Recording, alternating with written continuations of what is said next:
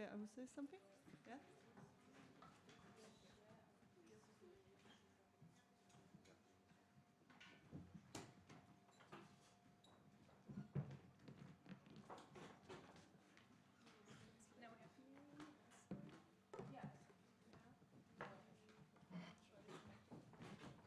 Hello.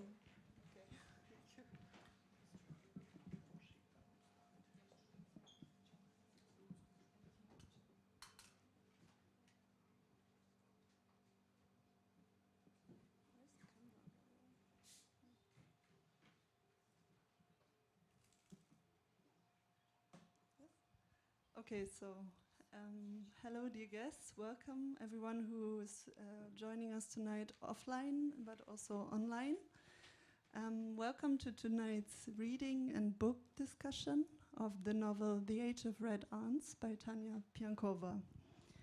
I'm Nadia Ziefert, and together with my team, I work in the project Citizen Plus platform for political education. What we do is we do online courses, podcasts, educational material, and study trips for young people, let's say in so-called Eastern Europe and beyond.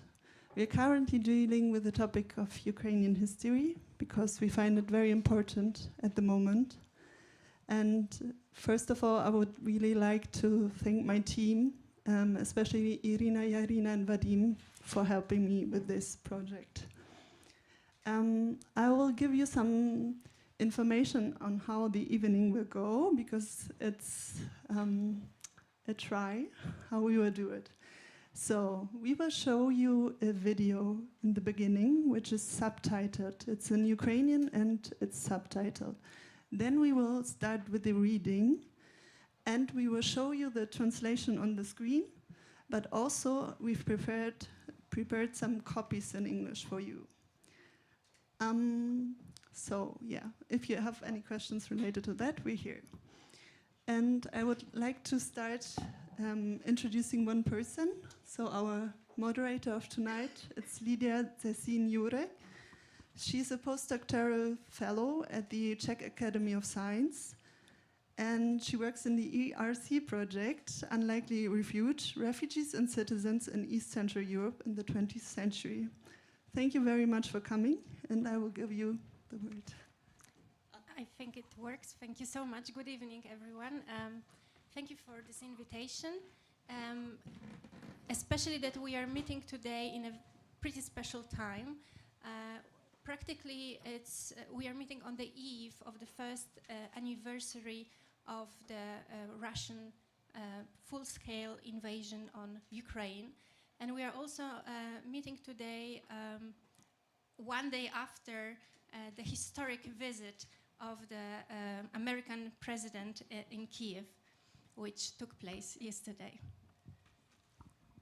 Так, Лідія привітала гостей, і вона сказала, що це дуже символічно, що ми сьогодні зібралися тут перед першою річницею повномасштабної війни, і також після дуже знакової події візиту президента Америки у Київ. Так, і ми починаємо наш вечір. And now, using the opportunity, I would like to start from introducing our translator, Irina Kovalenko from the European University Viadrina. But our main attention goes today to our guests who came all the way from Kiev. The author of the book we are going to discuss today, and this is Ukrainian novelist and poet Tanya Pyankova.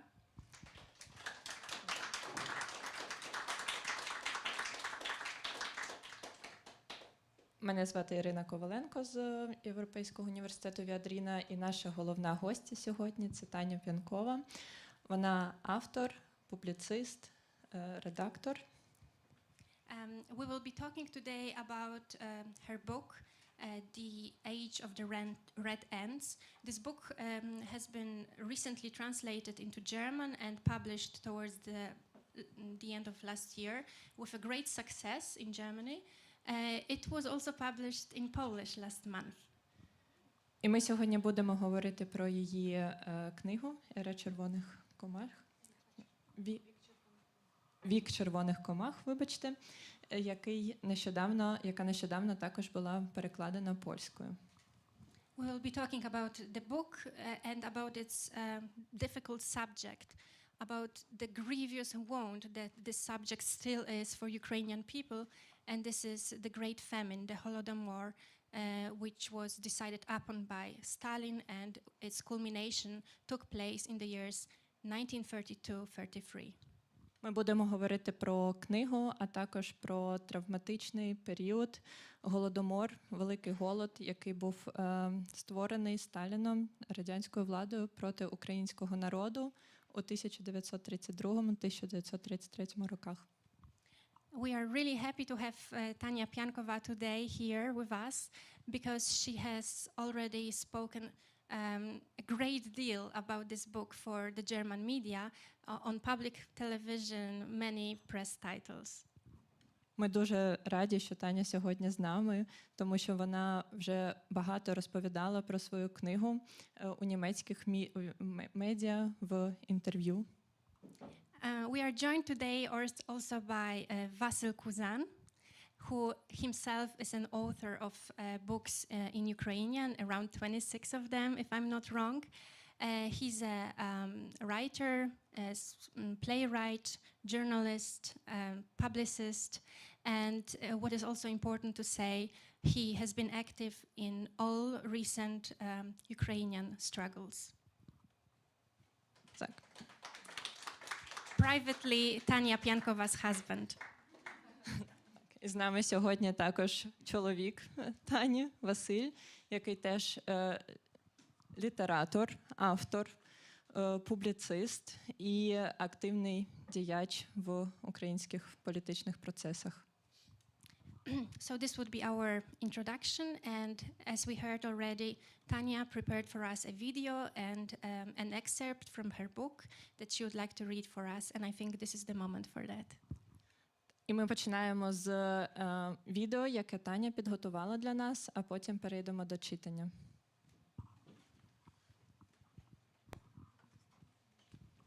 Throughout its entire history, mankind has witnessed many wars and border changes, the birth of empires, and the rise of dictatorships. But a genocide has always been the most dreadful. It means the deliberate rejection of humanity, the purposeful destruction of people for their beliefs, ethnicity, nationality, or race, and, in fact, the annihilation of people for who they are.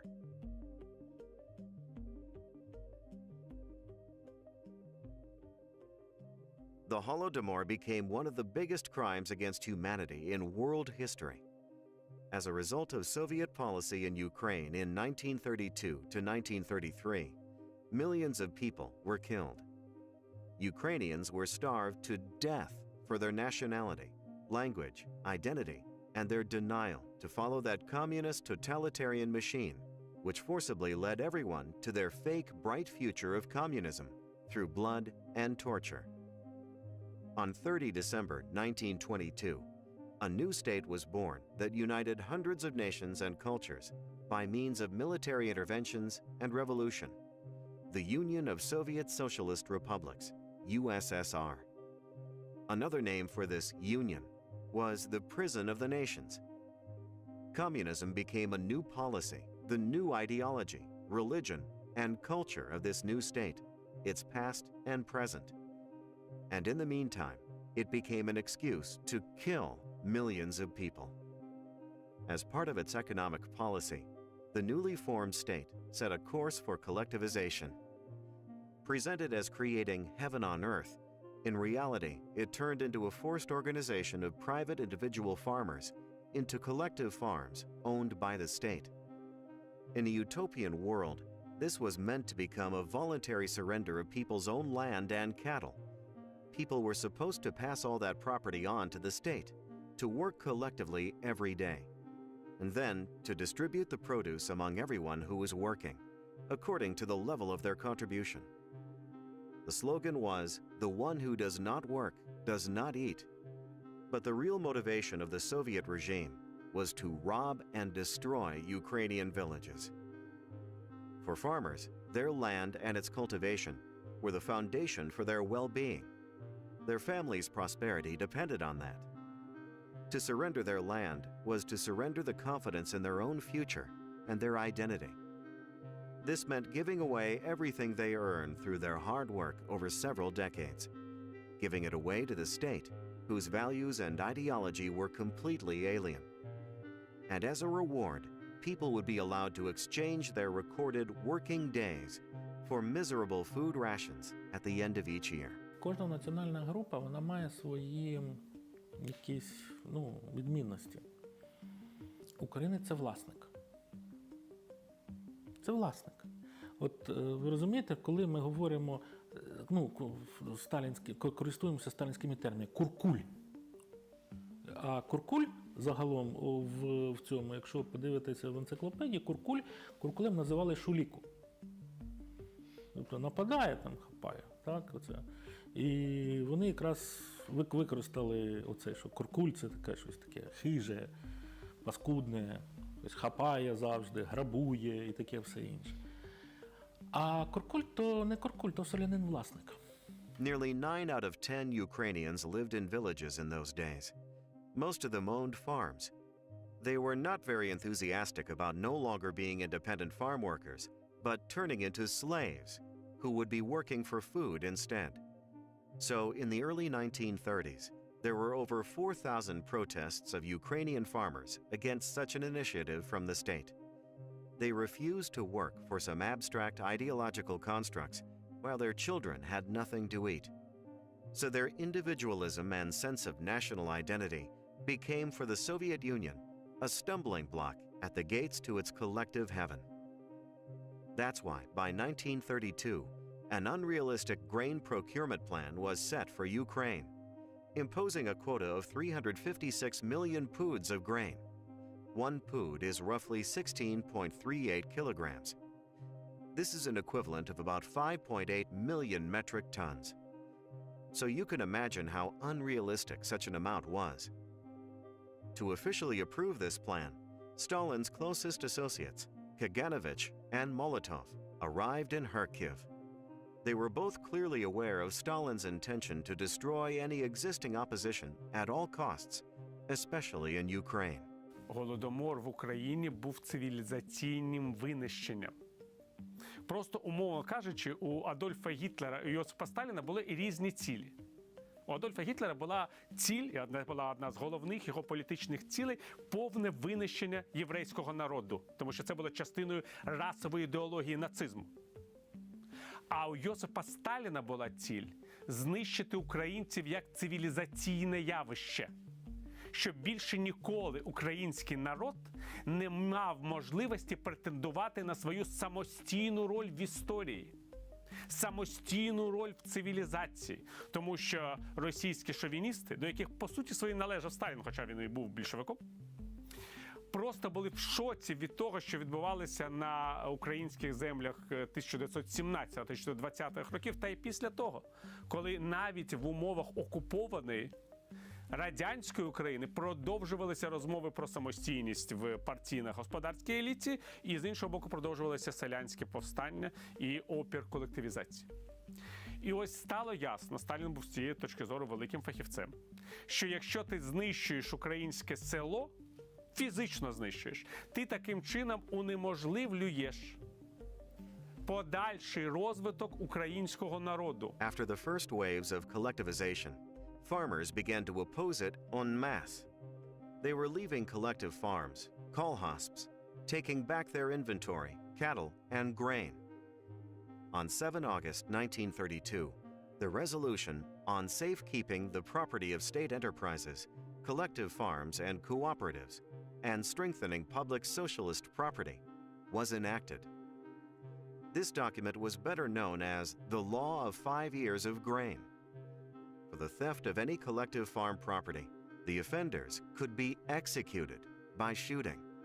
Should they have any extenuating circumstances, they could get away with imprisonment for at least 10 years. According to the Law of 5 Years of Grain, people were not allowed to collect even crop residues. During that time, special patrol brigades went from house to house in a village to confiscate all grain people had. Molotov's enthusiasm had no limits. By 18 November 1932, he introduced blacklists, so-called black boards. If a village entered such a list, it would become surrounded by the army units, blocking entry into or exit from the village, taking away all essential goods from shops such as salt, matches, paraffin, and confiscating any food. In other words, it was a siege in which people would slowly starve to death. The only territories where such a regime was introduced were Ukraine and Kuban, the territories mostly populated by Ukrainians. The resolution of the Central Committee of the All-Union Communist Party, Bolsheviks, and the Council of People's Commissars of the USSR, signed by Stalin and Molotov, isolated Ukrainians by preventing them from leaving the Ukrainian SSR and Kuban to get any grain. During the spring and early summer of 1933, the highest rates of mortality were observed among the local population. Nothing like this was done to any other administrative region or Soviet republic.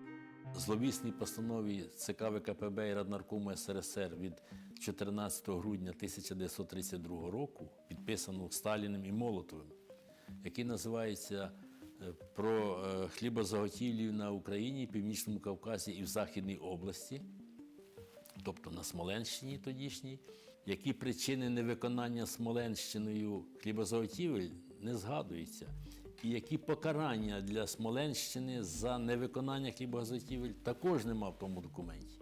Але в тому документі причинами називаються головним чином петлюрівські елементи, які пролізли в правління колгоспів, там за складом і так далі, не тільки, власне, в Україні, але й на Кубані. І от покарання за невиконання хлібозаготівель для Смоленщини нема ніякого. Але для районів України і Північного Кавказу, тобто для Кубані, там дуже чітко все визначено. І найперше, що треба судити, там, скажімо, в Україні показово кількох секретарів райкомів партії, голів райвиконкомів, дати їм по 5-10 років. І що важливо, згорнути українізацію. To cover the mass mortality, Stalin deliberately manipulated the statistics. The world was presented with data demonstrating high birth rates in the USSR in the early 1930s, whereas any facts about the catastrophic reduction of the population in the Ukrainian SSR were concealed. Those who survived kept quiet for many decades. Otherwise, they would risk their own safety and the safety of their families and friends. The Soviet rule triumphed. The resistance of the population was broken down by destroying anyone who had stood against. Any survivors were intimidated, and they remembered well what could happen to those who opposed. They learned that no weapon was needed to kill. The famine alone was enough. Many more years had passed before one of the biggest crimes against humanity became revealed to the world. By 2020, 17 countries recognized the Holodomor as a form of genocide. Ukraine was among them, who had already done so in 2006. For Ukraine, that meant deep rethinking of the country's past, evaluation of the tragedy's impact on the country's present, and definition of the course for future development. The Holodomor taught humanity the high price for silent inaction in the face of a global crime.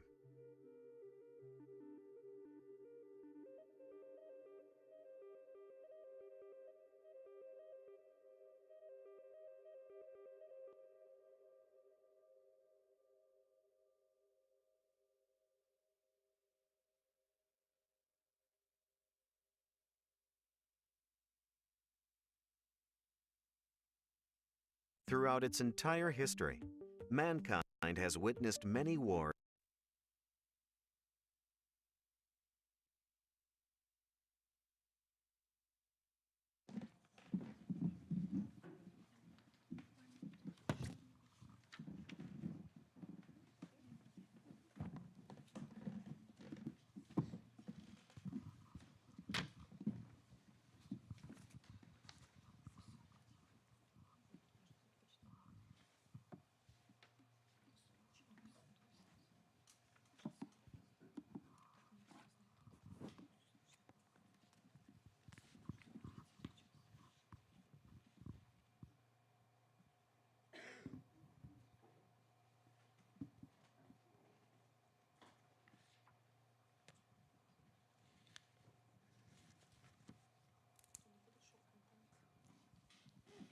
Окей.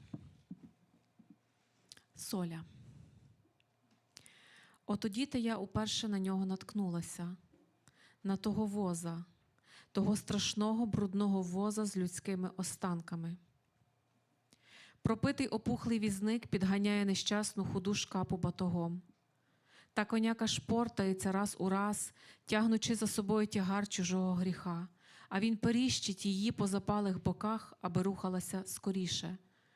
Божечку, якщо ти є над нами, то чого не зішлеш смерть на кожного з тих, що одібрали у цих людей останню крихту?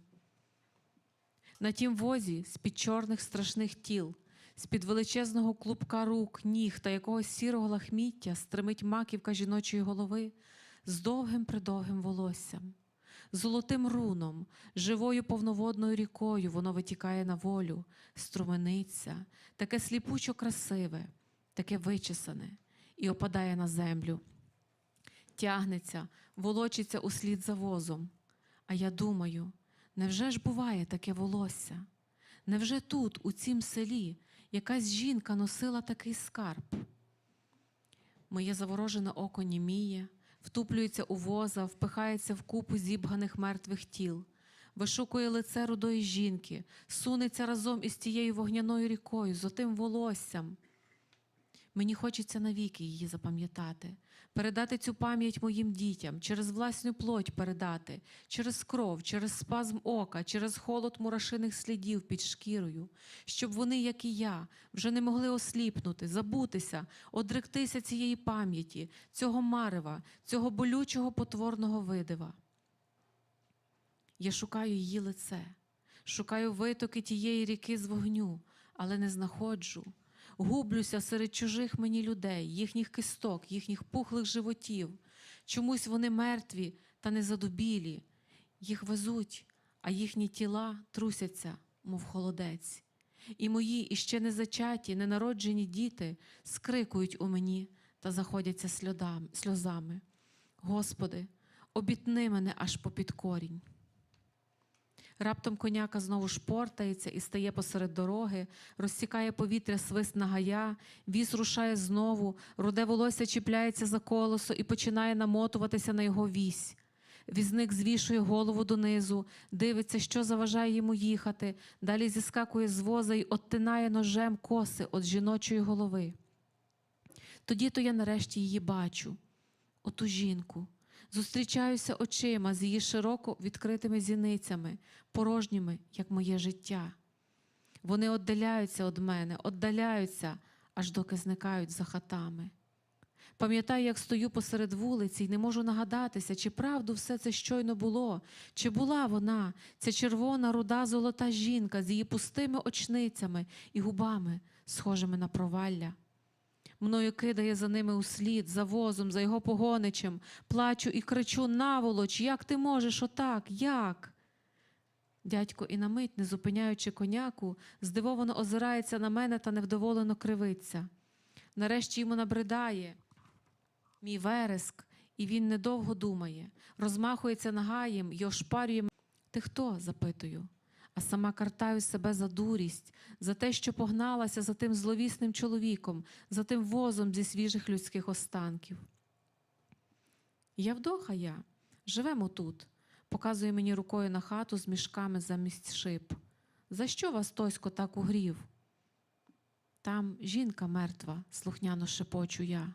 Коси, як вогонь, аж наскрізь пропалюють, он на землі лежать. Тамара то. За сільрадою жиє, жила там. І вмерла? Голод у мачухах, знаєте? Вмерла? Голод у мачухах, знаєте? Всі домираємо. Боже, яка вона? Скільки світла в її голосі, Господи, скільки потойбічного морозу в її словах. Я не витримую, мене валить на бік, як жука, з повним черевом солодкої роси. Мене прибиває, привалює до землі її слово. Тим часом Євдоха ще раз пробує підняти мене на ноги. «Далеко йти?» – питає. «До комсомольця». «А, – тягне вона, – ви з тих, що отам?» І замовкає. «Що отам?» – пошепки питаюся. Живуть, сухо одрубує вона, не розуміючи моєї справжньої щирості, моєї справжності, мого невимовного жалю. Дійдете сама. Не хочу туди вертатися. Візьми мене до себе, Євдохо. Раптом так жалісно прошуся, аж сама від себе не сподівалася. У нас страшно у хаті, лякає вона мене. Злиднями хата повна, їсти ні крихти нема. Маму нині рано поховали. Я не їстиму, мені б до ранку дожити. Пустиш?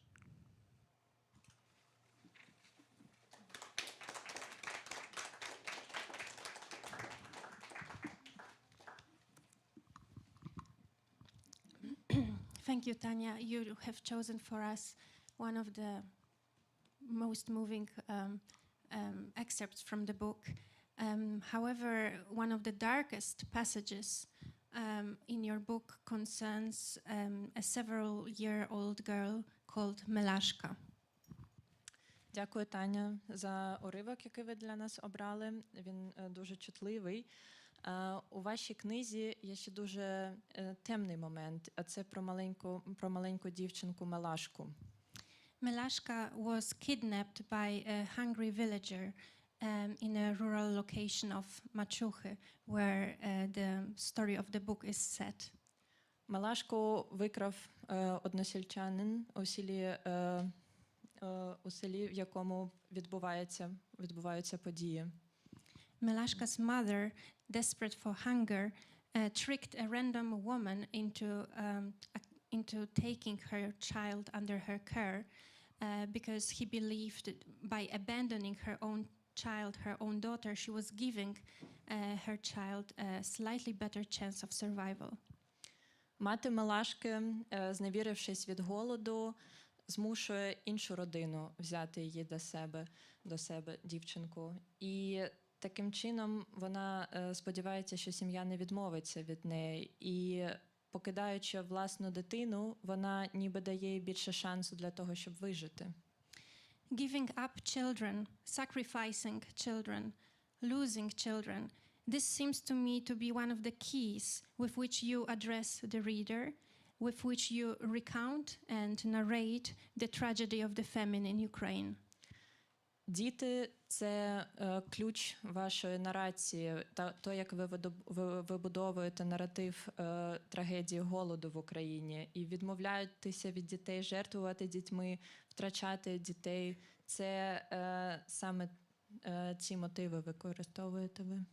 None of the several million Ukrainians deserved to die of starvation, but the least of this martyrdom dying in terrible and prolonged suffering was comprehended by children, including abandoned newborns. Could you tell us about your choice of this focus on children for the narration of your book?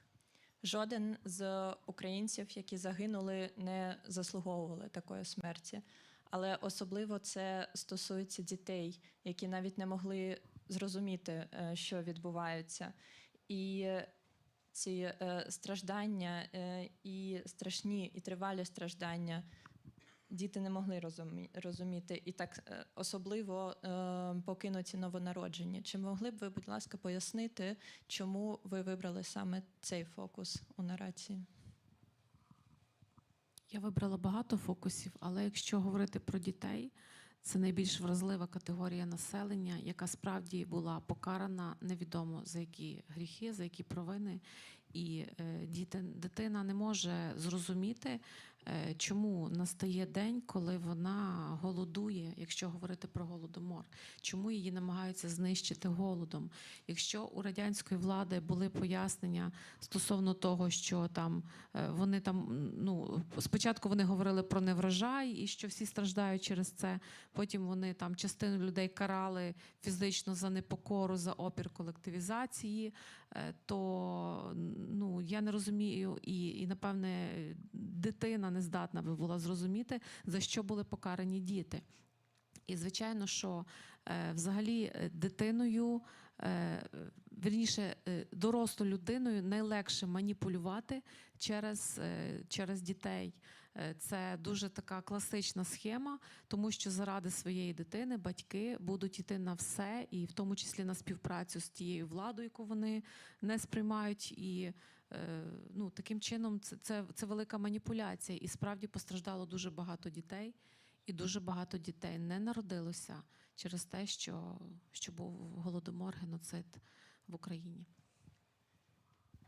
Children is one of the focuses in the book, and children are the most vulnerable category in this whole tragedy because they can not understand why they are being punished and how can it come that one day they start living in a tragedy. Of course, the adult people, they were suffering, and this was also explained by the Soviet state by several reasons. First, it was as if the harvest was bad. Second, it was the punishment for the protests against collectivization. But the children is also a way of manipulation. So a parent would do anything for his or her child, and even when it comes to cooperating with such a state. And yes, there were many Ukrainian children who were not born due to this genocide, due to famine, due to Holodomor. The story in your book is based on a first-person alternating narration of three protagonists, two women and a man. This man, Spirit, balances all the time in the line of morality and is usually pushed to the dark side. But here too, you repeatedly confront Spirit with innocent children. And one of them, a newborn, might even save Spirit's soul, break through his fear, and despite all the risks involved.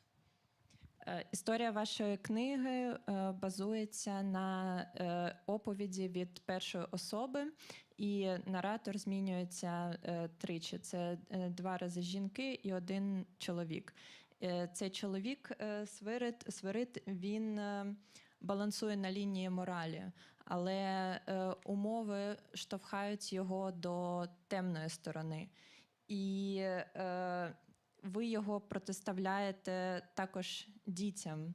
І навіть одна новонароджена дитина майже врятувала його душу і майже прорвалася крізь його страхи, незважаючи на умови. Ключове слово майже. Ключове слово майже. The key word is almost. Yes. A child, a newborn, born then in 1933, and we are exactly 90 years after those most dramatic events are taking place in winter and spring of 1933. So this child born in 1933 could not remember the famine. This means practically that people who remember the famine are not longer among us.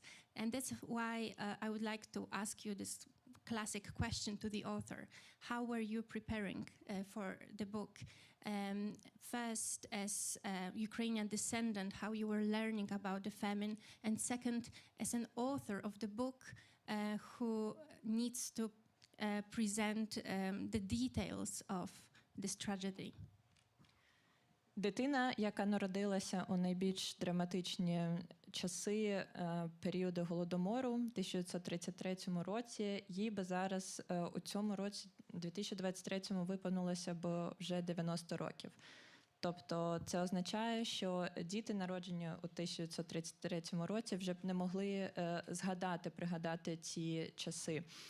І це означає, що серед нас майже не залишилося свідків. І тому виникає питання, як ви працювали над цією книгою з 2 перспектив. Перша перспектива як українка, і друга перспектива як професійна авторка, яка має знайти деталі і розумітися. Буду кусочками, щоб було зручніше. Насправді свідчень людей, які пережили геноцид 32-33, є дуже багато. На щастя, їх є багато, а на жаль, так само багато і, можливо, навіть більше свідчень ми ніколи не дізнаємося. There are memories, there are luckily many memories of people who managed to survive Голодомор, but unfortunately there are even more memories of people which disappeared and which we will never find out. На щастя, коли в Україні після дуже довгого періоду керівництва неукраїнської влади нарешті прийшла українська влада, і президент Віктор Ющенко, перший з наших президентів українських, почав піднімати тему Голодомору, і ми почали, скажімо, більше обговорювати цю тему. In Ukraine, the topic of Holodomor started being talked about during the presidency of Viktor Yushchenko. It was the third Ukrainian president, 2004-2010, and it was the first time when this topic was discussed and researched about, because long time the government of Ukraine wasn't Ukrainian, and only during this period, the research started. І, на щастя, в ті роки були виділені кошти для того, щоб українські експедиції дослідників змогли проїхатися селами, де був Голодомор, де залишилися живі очевидці. Вони вже були в дуже поважному віці, але встигли українці записати дуже багато живих свідчень від тих людей. На щастя, це сталося, це відбулося, тому що якщо б ми зараз кинулися шукати, то насправді можна на пальцях, не знаю, 2 рук однієї людини перерахувати тих людей, які залишилися ще живими. And luckily, at that time, there was also funding available for Ukrainian researchers to go to villages where the Holodomor happened and to record the memories of those who survived. And of course, if we started doing it now, then it wouldn't be possible, but it was already several years ago, and that's why the Ukrainian researchers managed to collect data for next generations. Також в Україні дуже активно працює Інститут національної пам'яті, зокрема Інститут Голодомору, де є архіви. І українець, кожен українець, якщо він хоче і має бажання, він може мати доступ до цих архівів і, в принципі, досконало вивчити тему, яка його цікавить. Це теж дуже круто, бо якщо говорити про Росію, яка недалеко від нас, то такого доступу там жоден росіянин, напевно, не має до архівів, навіть якщо він би дуже хотів дізнатися правду. Він просто не буде мати доступу. Тому в цьому напрямку дуже легко працювати з темою, коли є документи, коли є свідчення, коли маса літератури видана зі свідченнями цих людей. Тому матеріалу мені не бракувало. Я навіть не змогла вмістити в книгу одну все те, що хотіла би вмістити і сказати. There wasn't lack of material, though, because in Ukraine there is an Institute of National Memory and the Institute of Memory of Holodomor, where every Ukrainian can go and check the information, check the data about the specific questions regarding memory and Holodomor.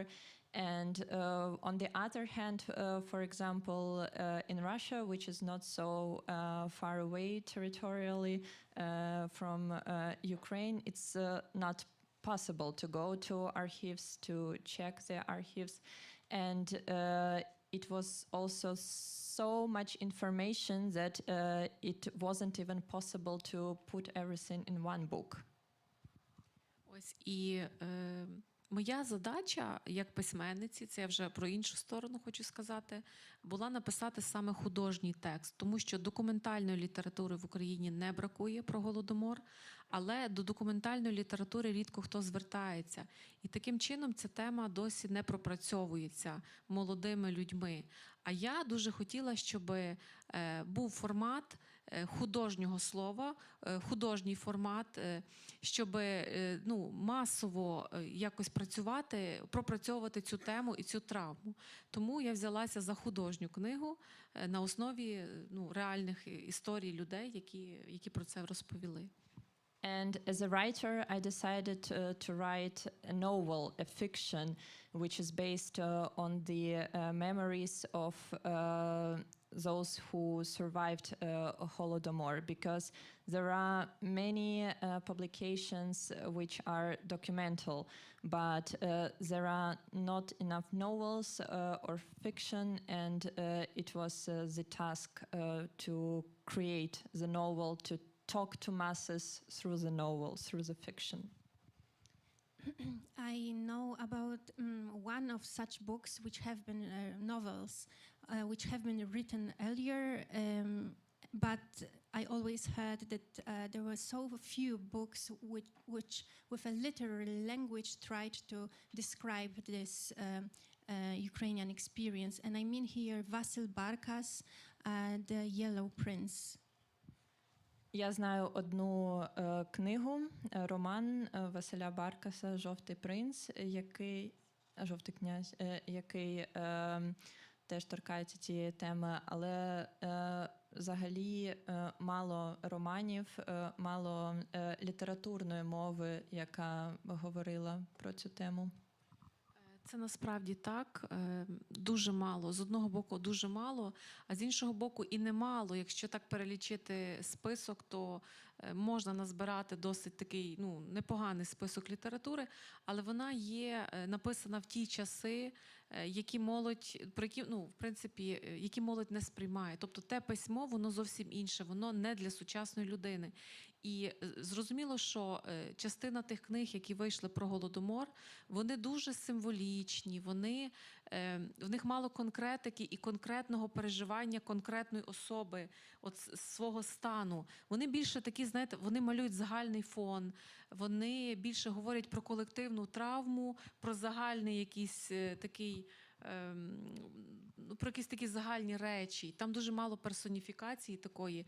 І це теж не дає повноти відчуття. Людина, яка читає, вона не може повністю зануритися в ту епоху. А ті люди, які були очевидцями, ті письменники, які були очевидцями, які могли би дуже достеменно і дуже філігранно написати, тому що вони жили в той час, вони на собі відчували, на своїй шкірі все це, їх просто знищила радянська влада. Тупо знищила фізично, тому що вони відкривали рот і намагалися говорити світові правду про те, що відбувається на території України. However, if we take the list of literature published about the Holodomor, the list will be pretty large to create a bibliography. However, these pieces are not written in a modern language, and they won't be comprehended by modern readers, by the youth, and that's why it's one of the tasks, and also the people who survived Holodomor and were witnesses back then, they couldn't write about it. The works which were published after, they were pretty abstract. They were about the collective trauma, but there are not enough books about the personal comprehension, about the private understanding of the tragedy. And the writers from the past who could be the eyewitnesses, they were physically destroyed. They disappeared. They were killed, and for trying to speak about the tragedy. You have mentioned public memory. You have mentioned the moment when Holodomor begins to be discussed in the Ukrainian public sphere.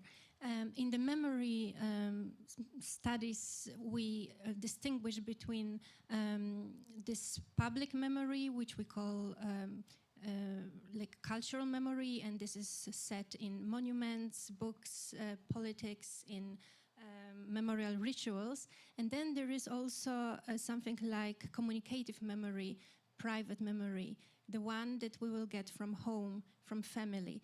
My question is if this has played any role in your writing. I wanted to ask also possibly about intergenerational transmission of trauma of Holodomor in the families. Ви вже зазначили про колективну пам'ять, яка почала вибудовуватися вже при незалежній Україні. І питання про два різні типи пам'яті, як це вибудовується у теорії вивчення пам'яті. Про культурну пам'ять, яка є в офіційних інституціях, у пам'ятниках, книжках, політиці, історії, та комунікативна пам'ять, яка є родинною. І питання щодо різних поколінь пам'яті і як вони передавалися, пам'ять про Голодомор передавалася. Пам'ять про Голодомор передавалася більше саме комунікативним шляхом, тому що говорити офіційно про Голодомор було заборонено дуже довгий час, і ця тема взагалі була табу. І тих, хто намагався про це говорити, їх просто знищували фізично, вбивали і все, висилали на Сибір, десь туди і люди там теж помирали, тому що не витримували умов жорстоких. Тому більше розвинена комунікативна сторона, і дуже добре вона передалася, але передалася яким чином? Передалася, власне, травма. Передалися, власне, і ми зараз відчуваємо її наслідки, навіть уже 90 років минуло, відколи ці події відбулися, але ми досі ці наслідки на собі відчуваємо, не усвідомлюючи, що це є наслідки Голодомору. The communicative memory was given from generation to generation, and the trauma of it, because if we talk about the cultural memory, then it was forbidden to speak about Holodomor. And as already was mentioned, the people were sent to Siberia and also died there for trying to speak out about the tragedy. And the communicative memory right now, it has many consequences. And even 90 years after, Ukrainians still feel the consequences of Holodomor, of the famine, and even without comprehending it. So, it influenced you, but you don't know that it was the Holodomor influence. And maybe here also a question to Vasil, because we know that when we are talking about those taboo subjects, there is plenty of them in the regions which were under prolonged Soviet domination. І зараз питання до Василя щодо теми табу, які були розповсюджені під час правління радянського. So we have Holodomor, but for Ukraine we also have, of course, something that has been mentioned. This is Siberia and the Gulag. And very recently there was, like 2 years ago, a very important book published by a Ukrainian author, Oksana Kis, Survival as Victory, about Ukrainian women in the Gulag, which presents the scale of the Ukrainian victimization. І під час Радянського Союзу було декілька тем заборонених, не лише Голодомор, а і також тема ГУЛАГу, яка теж була жахливою. І декілька років тому була створена книга Оксаною Кісь про ГУЛАГ і про межі жаху, межі трагедії і жертву в яку українці привели. Could you try to compare the significance of those two memory figures, Holodomor and the Gulag Siberia, for the current Ukrainian memory culture? Яку роль відіграє Голодомор та жорстокість Сибіру у сучасній українській культурі пам'яті?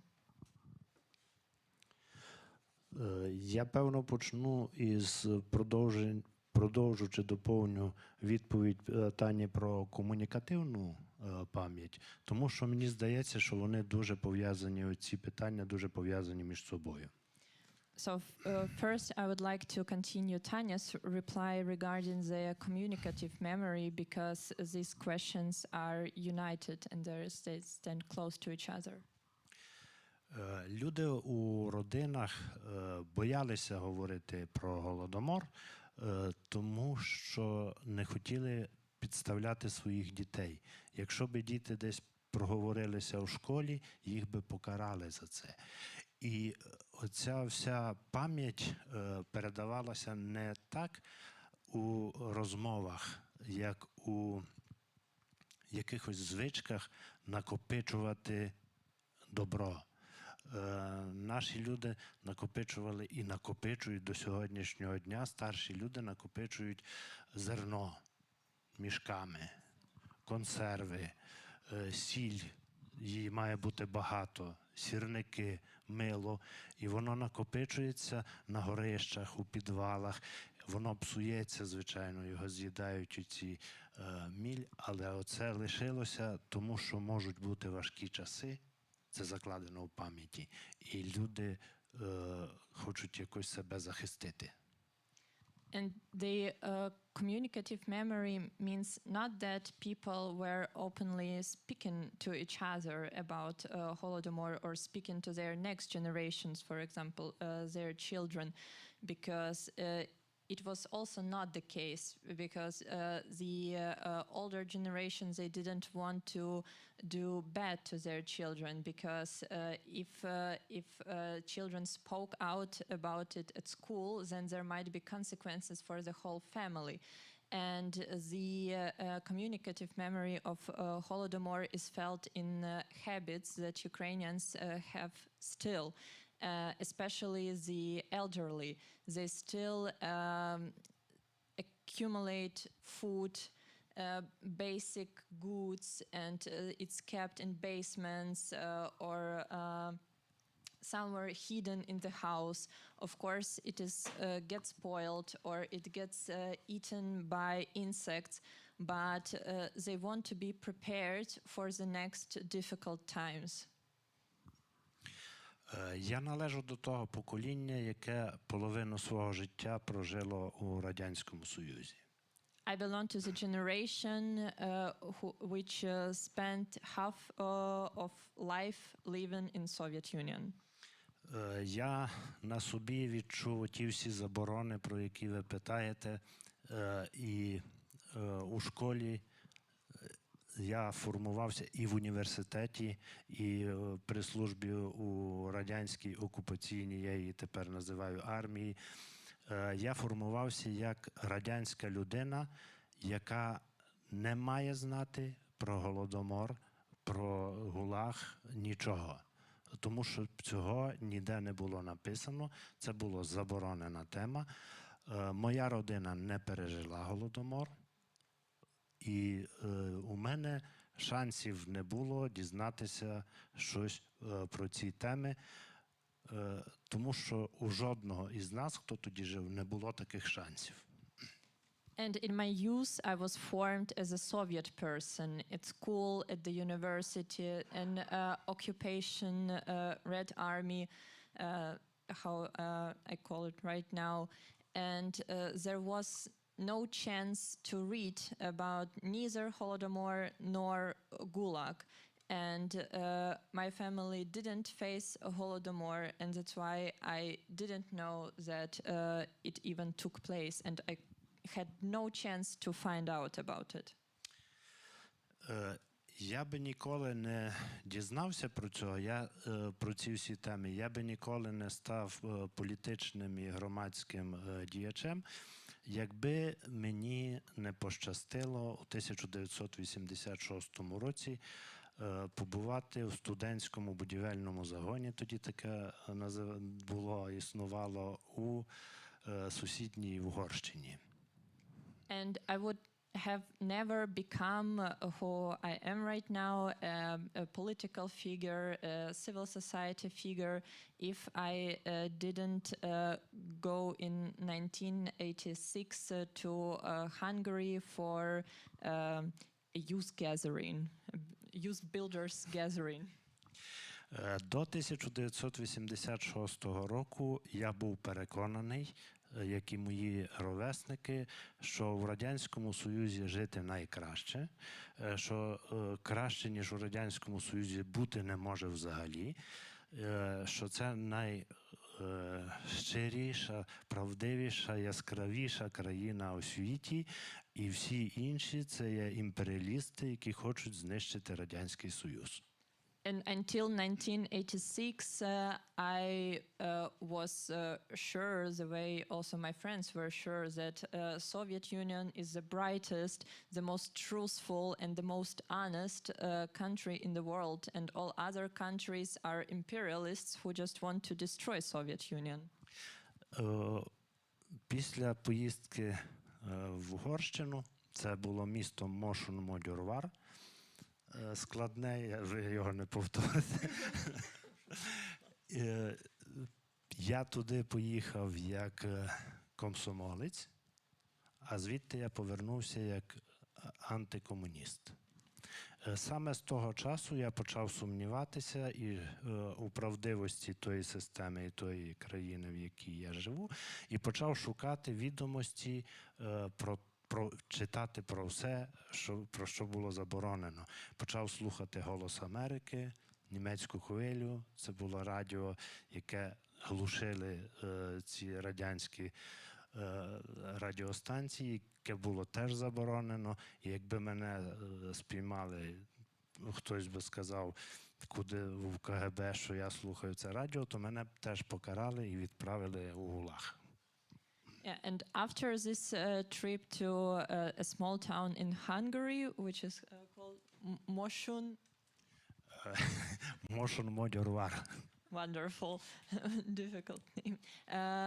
Vasil went there as the Komsomol member, but he returned as an anti-communist. And after that, the readings of forbidden material started.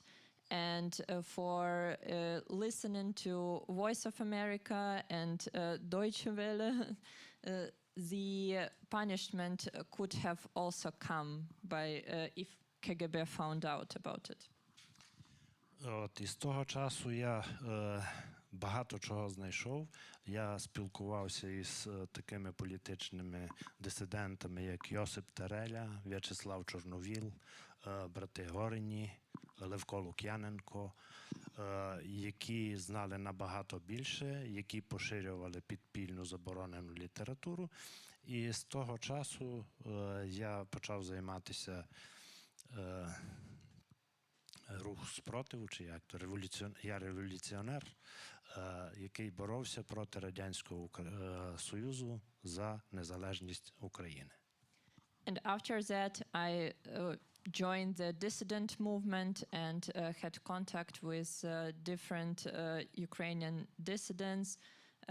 Among them were Vyacheslav Chornovil, Levko Lukyanenko, and they were spreading the forbidden literature. And after that, I started being a revolutionary and fighting for independent Ukraine and against Soviet Union. Я так гарно і багато говорю, що я забув, на яке питання мав відповідати. I've been speaking for so long that I forgot the questions that I was supposed to answer. The question would be about the comparison of the significance and the weight of the memory of the Gulag and Holodomor, also maybe in a dissident movement in the 1980s, for example. Так, і питання було про значення Голодомору і значення гулагів, пам'ять про них, і також, може, у дисидентському русі 80-х? Певно, у сучасній історії, в сьогоденній, в сучасній історії, у історії як у науці, в історії як у процесі викладання її у вузах, у школах. І це найбільшу, на мою думку, на моє переконання, найбільше місце, найбільш вагомим таким мало би бути тема Голодомору. Тому що Голодомор торкнувся всіх, абсолютно всіх, він нищив усіх дітей, ненароджених, жінок, старих, усіх, і худобу навіть. Добре, відповідайте.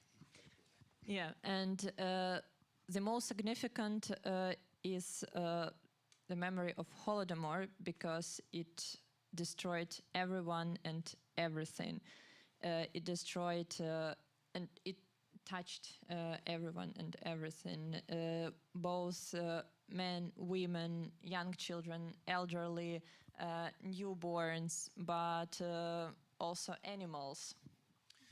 А процес репресій, в тому числі і дисидентський рух, який був пізніше, він торкався тільки свідомих людей, лідерів націй, які могли чинити спротив тій системі. Це теж велика трагедія, про це теж мало написано художньої літератури, до цього треба повертатися і говорити про це, але для нації, для продовження існування нації, Сталін хотів українську націю знищити, то найбільш потрібною, найбільш непроговореною, найбільш необхідно на найбільше уваги звертати тепер, це є тема Голодомору. Of course, the dissident movement is also important, but it was the repression against those who were active, those who were against, who were non-conform, and it's also should be written about and read about. But what comes to the whole nation of Ukrainians, it's Holodomor, because Stalin wanted for Ukrainians to disappear, absolutely.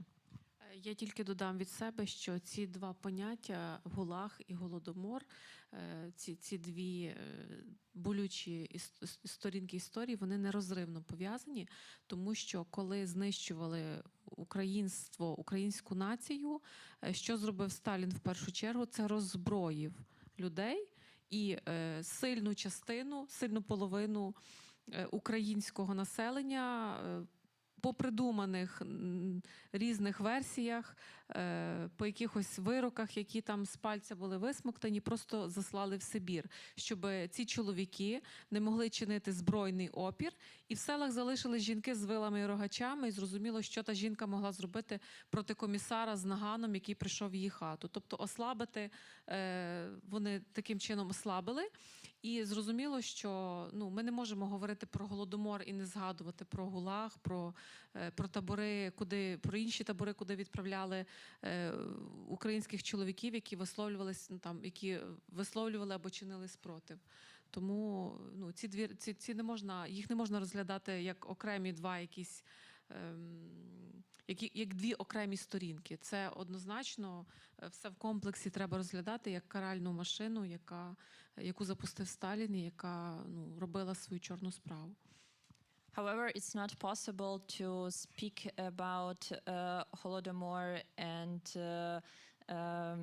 Gulag separately, because it was the punishment machine started by Stalin, and what was the first thing that he did? He took the weapons away from the men, and then through some fictional court cases, he sent the men to gulags and to camps, and what could women without any weapon do against the armored statesmen in their village? How could they protect themselves?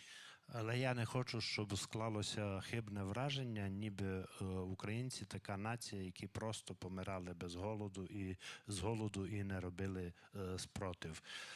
Треба озвучити, що в 1932-33 роках по Україні було більше 2000 повстань.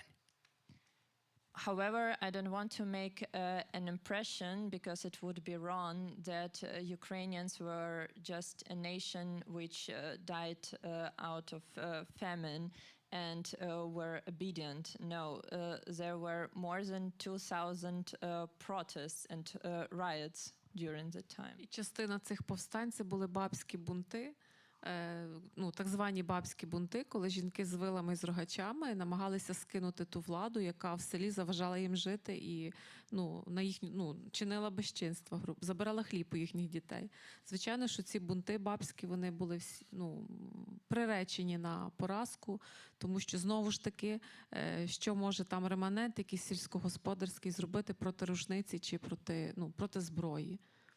Yeah, and many of the protests, they were so-called women protests, because women didn't want to share bread for their children with statesmen. However, they were not successful, because what can a woman do against a man with a gun in front of her?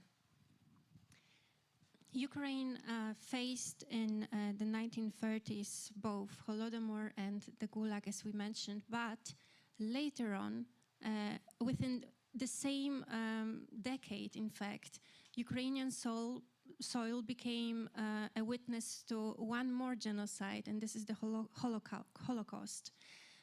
Within one decade, so many million people lost lives on the Ukrainian soil, and it had to leave very strong marks on the memory of this country.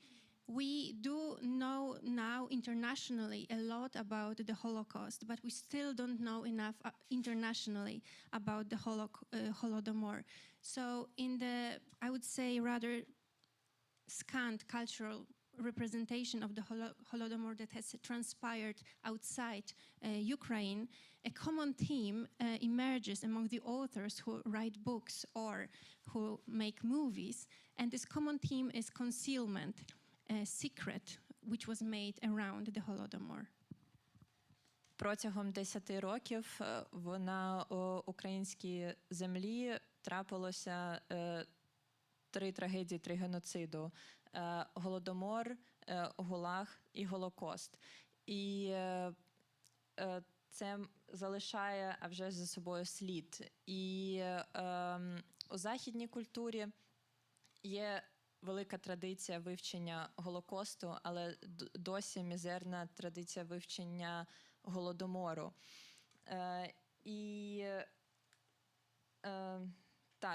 Важливим моментом є тема секретності, під яким тримала радянська влада тему Голодомору. This secrecy was a common strategy of the Soviet regime, and Ukraine was supposed to be touched by this secrecy again in 1986, when the Soviet regime did not want to reveal the Ukrainians the disaster in Chernobyl. Секретність, замовчування – це була типова тактика для радянської влади. І українці мали постраждати від цієї стратегії ще раз у 1986 році, коли радянська влада не хотіла інформувати про Чорнобильську трагедію. And this theme of secrecy plays also an important role in your book, Tanya. You have chosen one protagonist who does not know about the Holodomor. І ця секретність є також елементом вашої книги, Таня. Є персонаж, протагоніст, який не знає про Голодомор. Це дуже обширне питання. Я почну з того, що У 1933 році радянська влада заборонила вести статистику населення, статистику померлих. І померлих від чого? Від яких хвороб, від чого ці люди померли. І це насправді дуже величезна трагедія, величезна драма, оскільки точну кількість людей, які померли голодною смертю, на сьогодні ми вже ніколи не дізнаємося. In 1933, the Soviet government forbid to collect data and make statistics from people who died, and that's why we will never know how many exactly people died because of famine. Друге, статистика все одно велася частково, і села подавали владі інформацію про те, скільки людей загинуло у конкретному селі. Але вони шифрували інформацію, і вони настільки її, тобто, як вони її шифрували, це ми тільки зараз можемо щось співставляти і дізнаватися, а людина, яка в темі не занурена, вона ніколи не считає ці шифри. Тому що писали неіснуючі хвороби, приписували людям неіснуючі хвороби, там дуже багато хвороб списано на серцево-судинні якісь захворювання, на якісь отруєння харчові. Хоча насправді всі ці речі були пов'язані в основному з тим, що люди не мали що їсти, помирали голодною смертю. І навіть кількість цих людей не писали, що померло в такому-то селі там за добу 20 людей, а писали, що там крупний рогатий скот, стільки-то голів.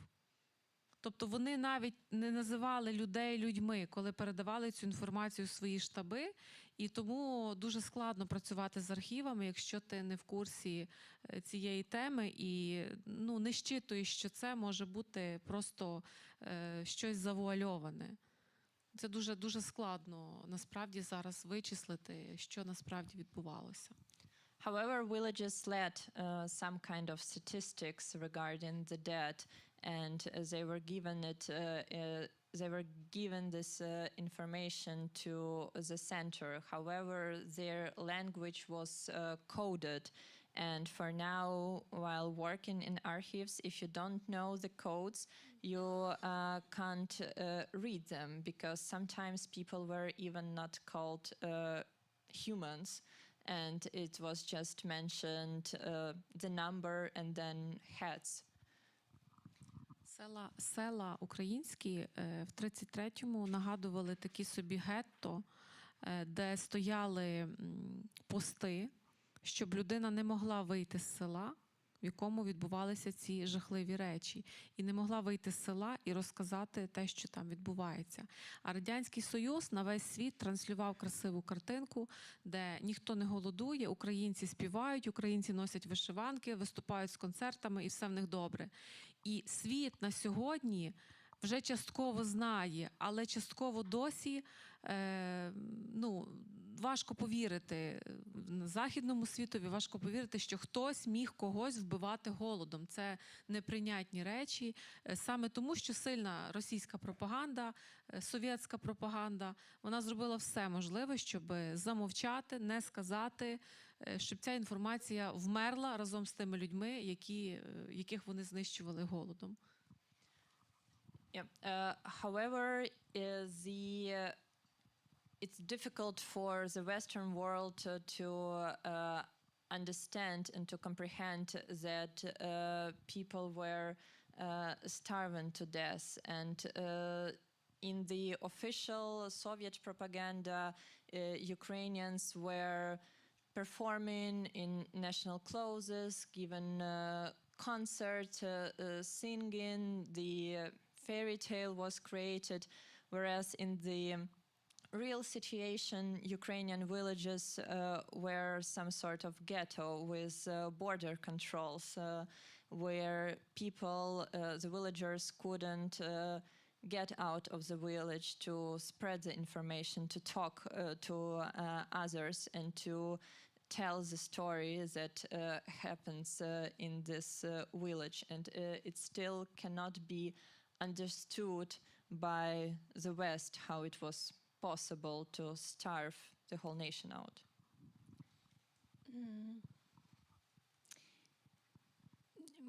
one of my last questions would be about the comparison to other genocides. And as you may know, Western public opinion is very cautious about comparison and about using the word genocide.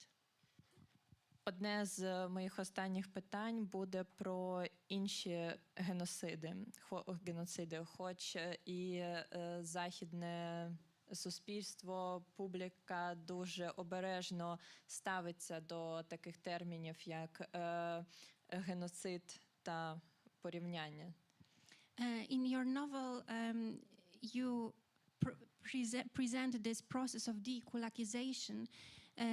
In the way you describe it, we have no doubt. It speaks for itself. This is a genocide. It is a brutal, deliberate, unscrupulous action to destroy, to annihilate a social group and an ethnic group, as social as for the kulaks and an ethnic as for Ukrainians. But this is also, of course, a national story. And my question would also be, to what extent this is a Ukrainian national story, and to what extent we can see also non-Ukrainian, non-ethnic victims of the Holodomor in a territory of Ukraine, which at that time exhibited a multiplicity of religions, minorities, Polish, German, Jewish. У вашій книзі ви відкрито говорите про процес розкуркулення, і цей процес говорить сам за себе. І це має теж дві перспективи. Перша, як соціальний клас, так звані куркулі, і друге – це етнічне питання, українці. Але, а вже ж, це національна історія. І питання щодо того, як переживали інші етнічні групи, інші національності в мультикультурній Україні з багатьма релігіями, культурами. Можна я?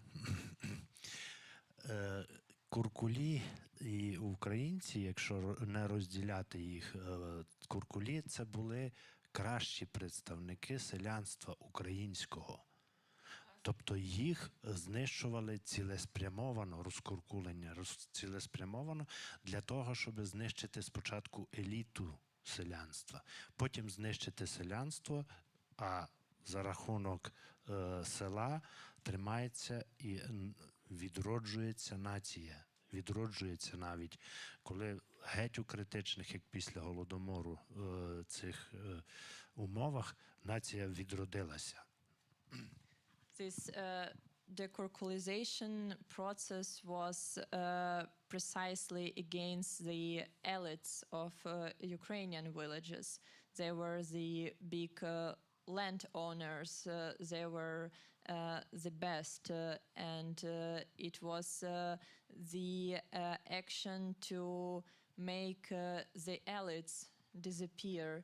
And after this, the rebirth, the renaissance of nation is difficult to imagine. Коли світ, вірніше, говорить про геноцид нації, то в першу чергу говорять про геноцид єврейської нації і про геноцид українців. Але світ не говорить про геноцид ромського населення. Yeah, when the world is speaking about the genocide, on the first point they're talking about the Holocaust, and then they're speaking about the world is speaking about the genocide of Ukrainians. However, there are other genocides, as for example the Roms.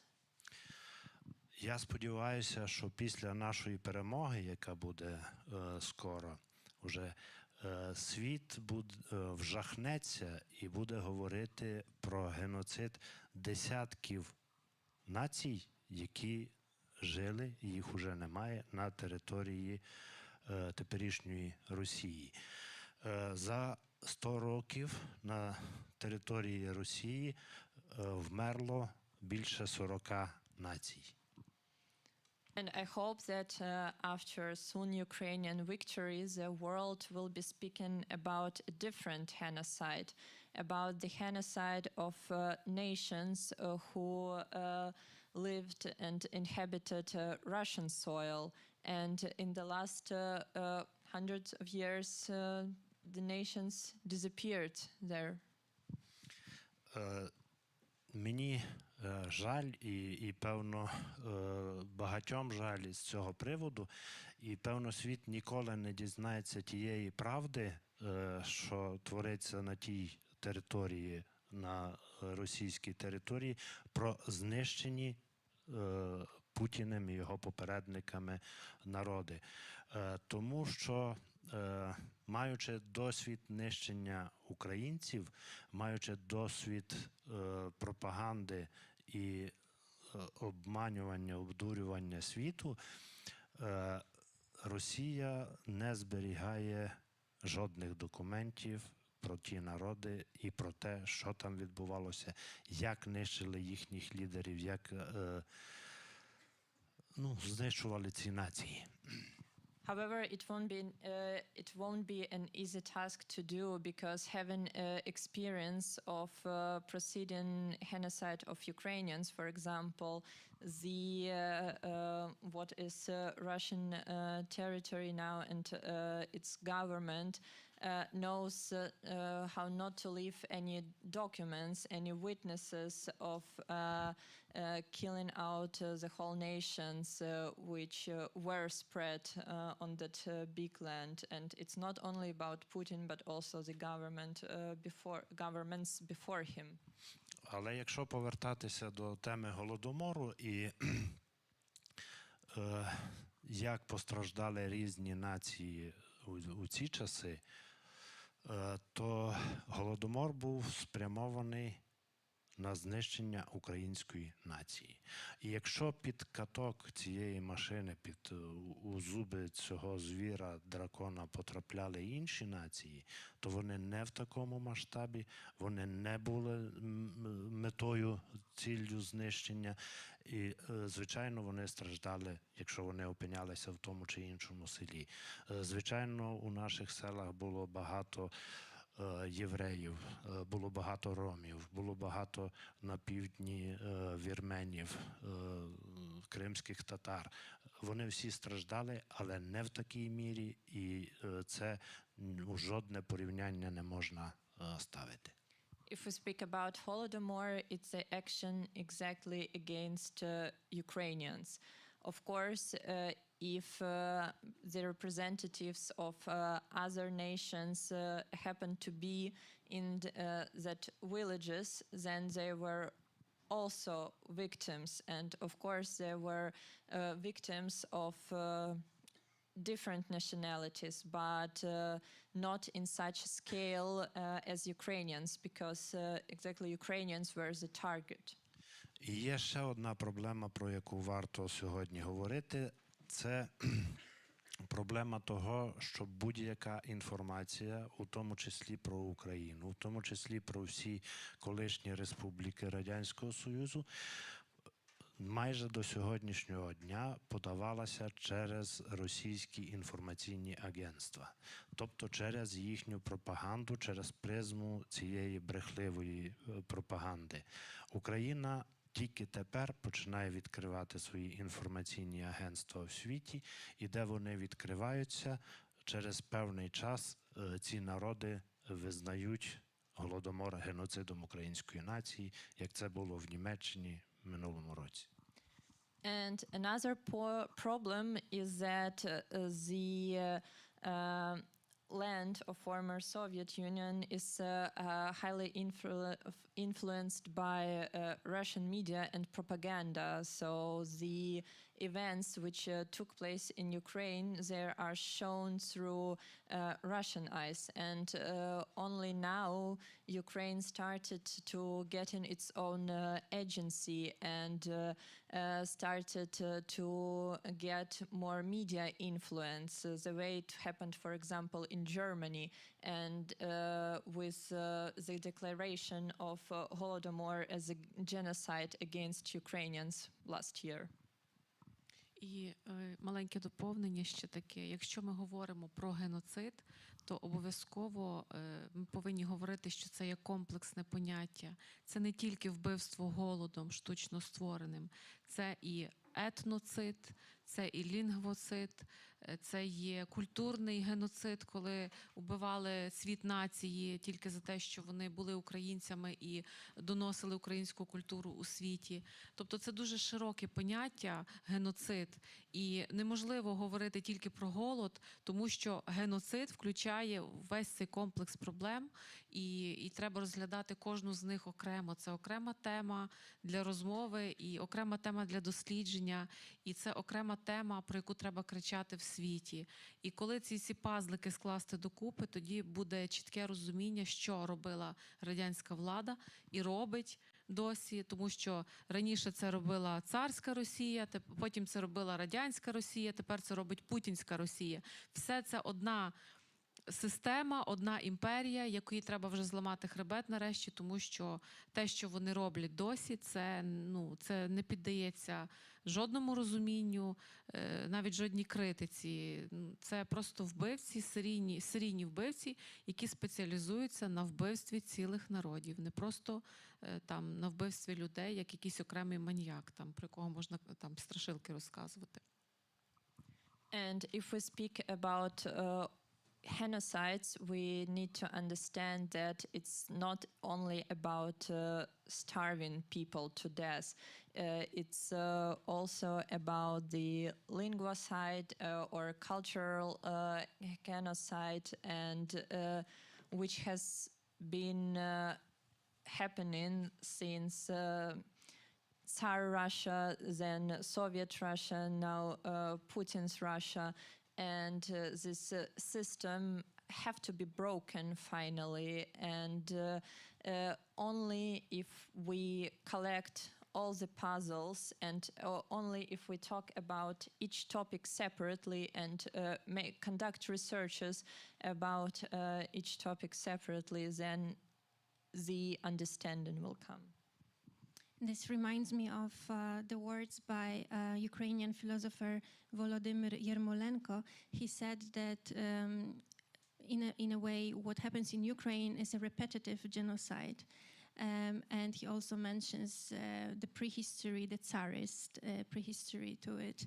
And he says that the problem is that Russia was never, or Moscow was never made to stop and say never again. So my very last question is about the words of apology, if there have, I guess no, there were none, but can we find in the history of maybe last 30 years any signs of regret on the maybe, if not politicians, then creators of culture on the Russian side?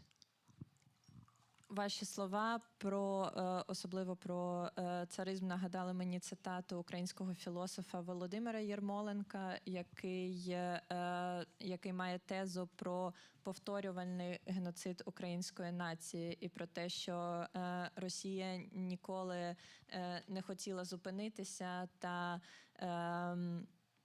відповідати гаслу «ніколи знову», а навпаки продовжувати. І питання стосується слів вибачення. Чи були якісь вибачення в останні 30 років, можливо, не від політиків, а від культурних діячів щодо того, що чинить Росія українців? Російська демократія закінчується там, де починається українське питання. Russian democracy ends when the Ukrainian question appears. Навіть усі опозиціонери, які тепер сидять у тюрмі і виступають проти Путіна, вони не хочуть торкатися українського питання. Їм це не потрібно. Вони ніколи не будуть вибачатися. Even those Russian oppositioners which are imprisoned now, and who are against Putin, they don't want to apologize, and they try to avoid Ukrainian question as much as they can. Поняття якоїсь світової справедливості, на мою думку, мало би після визнання Голодомору геноцидом української нації більшістю народів світу, наступний етап, який я би хотів дожити до того, було не вимагання вибачення від Росії, а вимагання репарацій, вимагання матеріальної сплати за 100 років, які вони нас знищили, за 300 років, щоб вони 300 років давали нам безкоштовний газ і все інше. Щоб вони платили по рахунках, виставлених за кожну замучену, знищену українську душу. In my opinion, the so-called world justice might come when most countries of the world admit the Holodomor as a genocide against Ukrainian nation. However, when it comes to Russian side, I don't want to make anyone apologize. I just want them to pay their debt for 300 years of conscious killings and for conscious trauma that they caused. Але я сподіваюся, що зовсім скоро Росія розпадеться на частини після нашої перемоги і не буде від кого вимагати ці всі виплати, репарації. But I really hope that soon after Ukrainian victory, Russia will fall apart and there will be no one to ask for these reparations. Я думаю, що Василь після цих слів почне писати фантастичну літературу, де, зокрема, буде йтися про вибачення росіян і про розпад Російської імперії. Maybe after these words, Vasil will start writing science fiction and especially about the topics of Russian apology. Але спочатку non-fiction. But first non-fiction. Я потім вам розкажу, чи він написав, чи ні. Yeah, and then Tanya will tell us whether he wrote it or not. Well, after reading your book, Tanya, and at this stage of the conversation with you and Vasil, I still have many questions on my list and on my mind, but I think it is really high time for me to open the floor for possible questions from the audience. If you had any, please go ahead and ask now. Після читання та запитань, які вже були озвучені, залишається також багато відкритих запитань. Але, можливо, зараз саме час дати можливість публіці. Are there any questions to... Oh, yes. I will start here, maybe.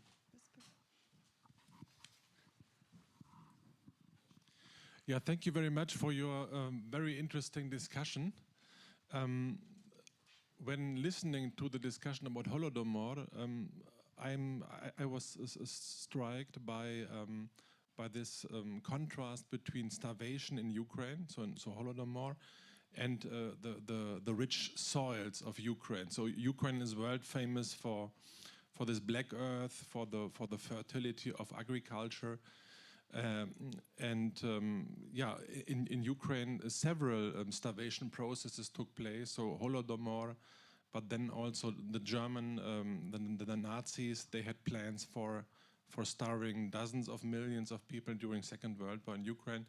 So my question is to you both: how do you see this contrast? Maybe also Tanya on the literary level, this contrast between fertile soil and starvation in Ukraine.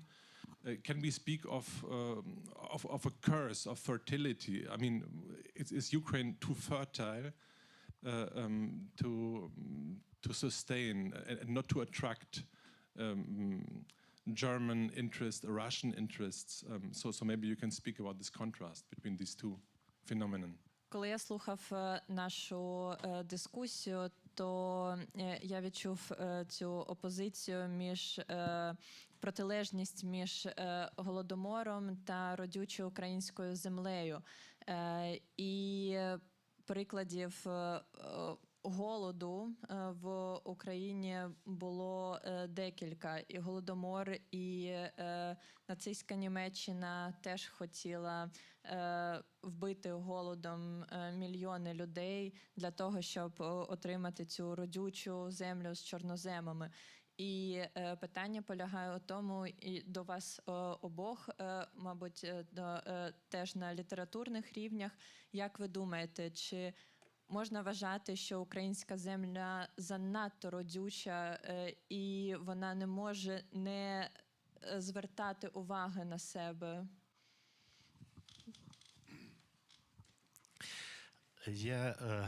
Дякую. Дякую Thank you very much. Дуже цікаве запитання. У нас є така легенда в Україні.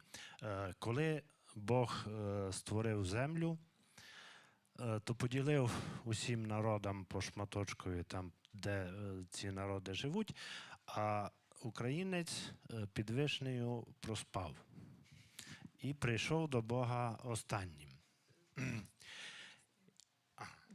Yeah, it's a very interesting question, and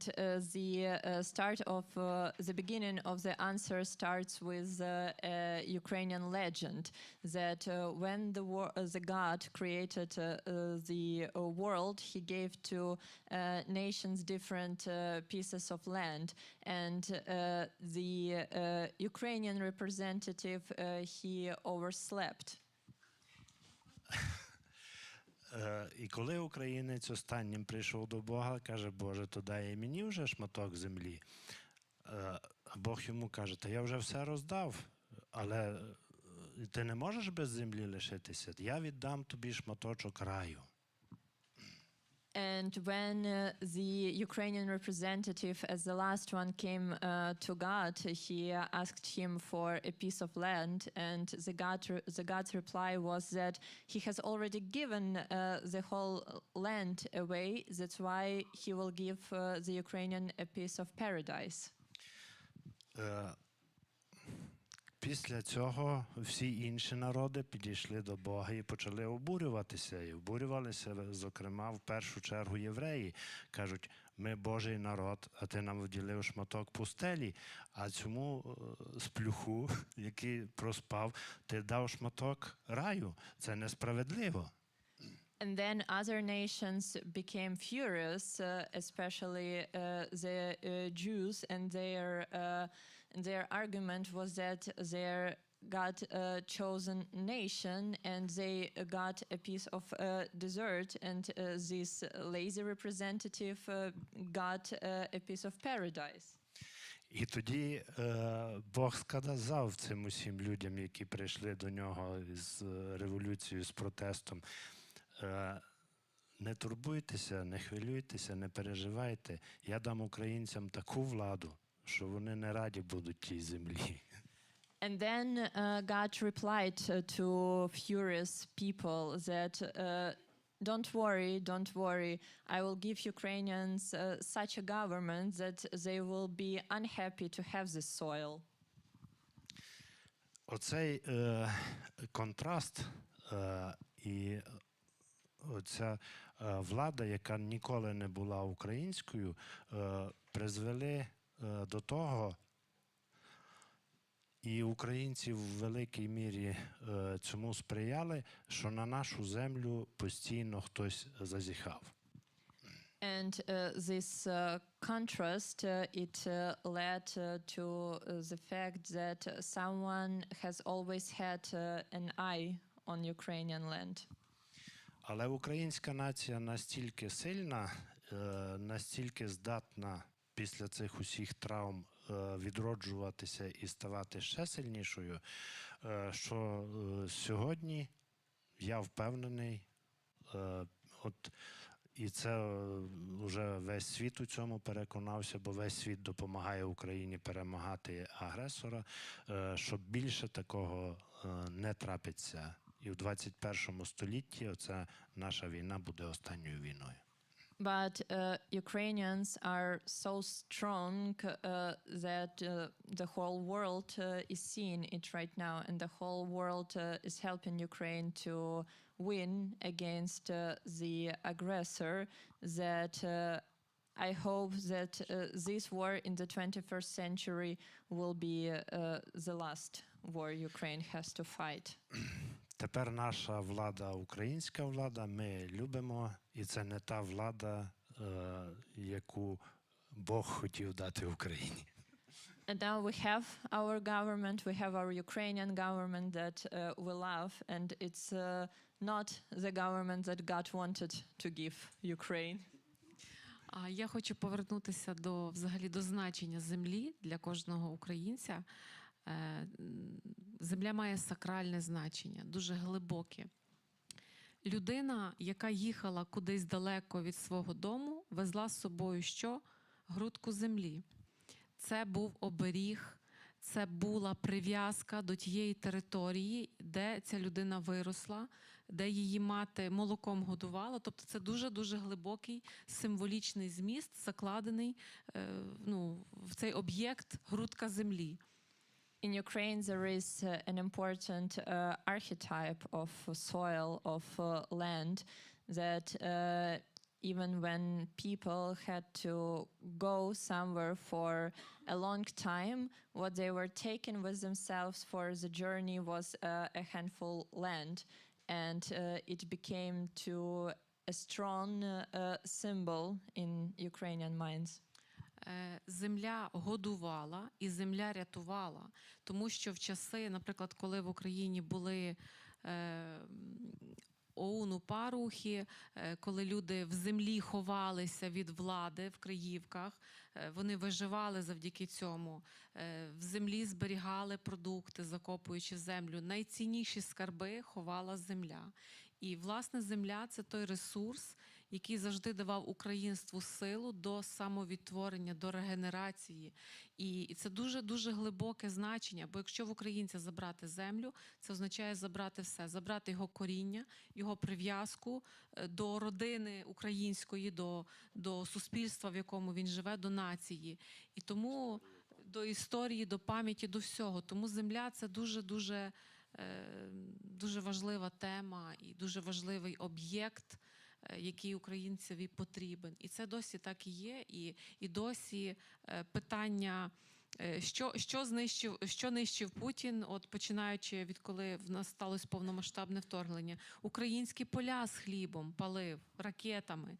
Але наші люди умудрялися, перше, посадити городи під бомбами. Вони це зробили. І зібрати урожай під обстрілами і під ракетами.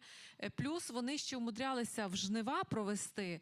Коли летіли ракети і поля горіли, наші українські люди збирали хліб.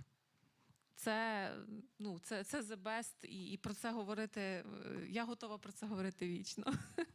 Yeah, it's the question which can be talked about for forever, because it's if one takes away Ukrainian soil from the Ukrainian, then one takes also memory away, the identity away, the history away, because the soil, the land is not only the thing that gives food, it's also the thing that protects and gives a shelter, because during Ukrainian movements in the first half of 21st century, people were hiding from the government underground, and not only themselves, they were hiding food there, they were hiding biggest treasures underground, under the soil.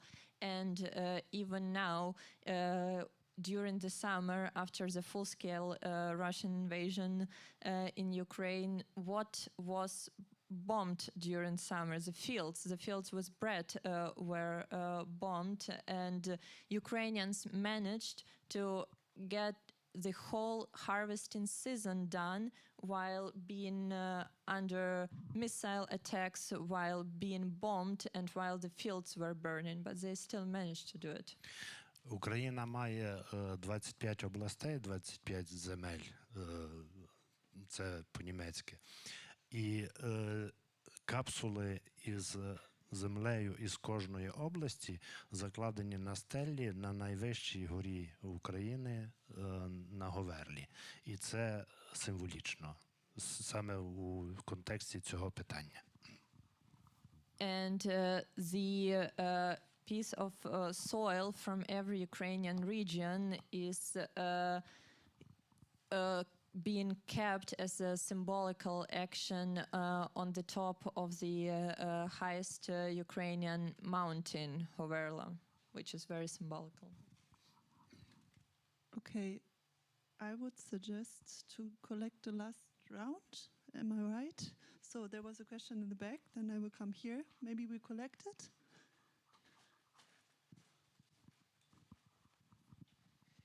Thank you so much. It was very, very deep and very meaningful for me.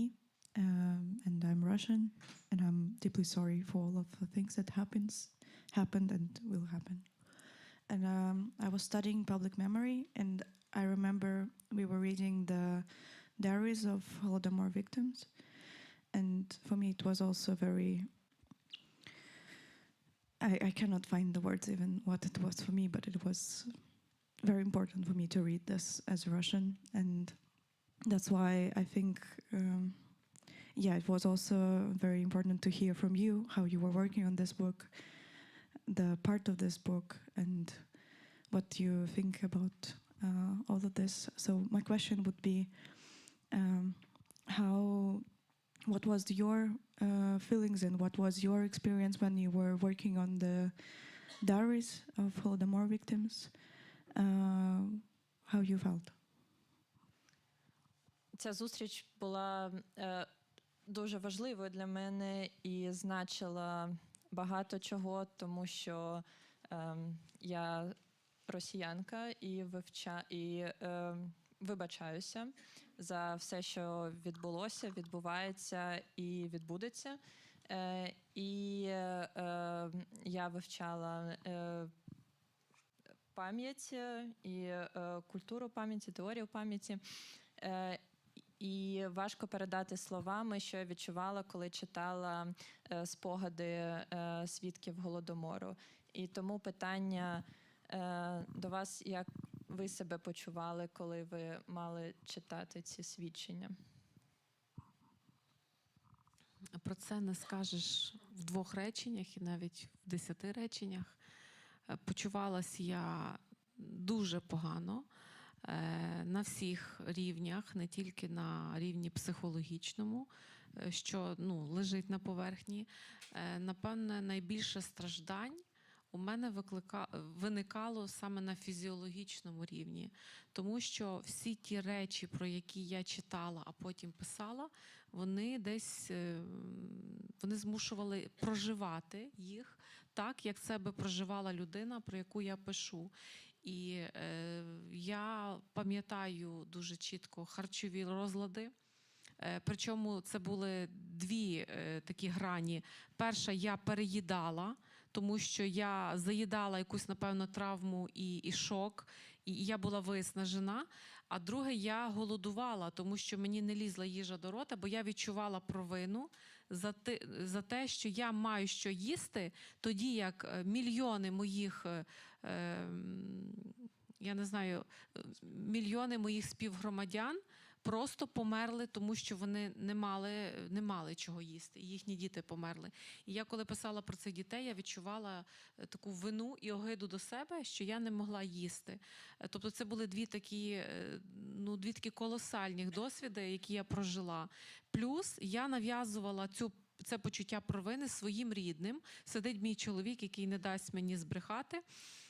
Я доставала їх різними речами, і вони, напевно, думали, що я потрохи божеволію, бо я чіплялася до них там з такими моментами, наприклад, от, що ви забагато їсте, або ви там дуже з апетитом їсте, а я в цей час не можу їсти, і мені гидко навіть дивитися, як ви їсте.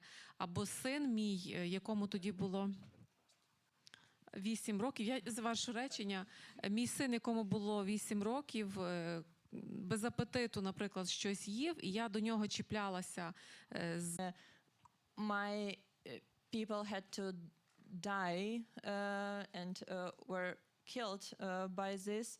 And it wasn't also about me, it was also about my family. So I had a different attitude to them when they were either eating too much or not eating enough. For example, I remember the story with my son when he didn't want to eat his meals, and I was arguing with him that he has everything and doesn't want to eat anything, whereas the children back then had nothing and they had to die starving.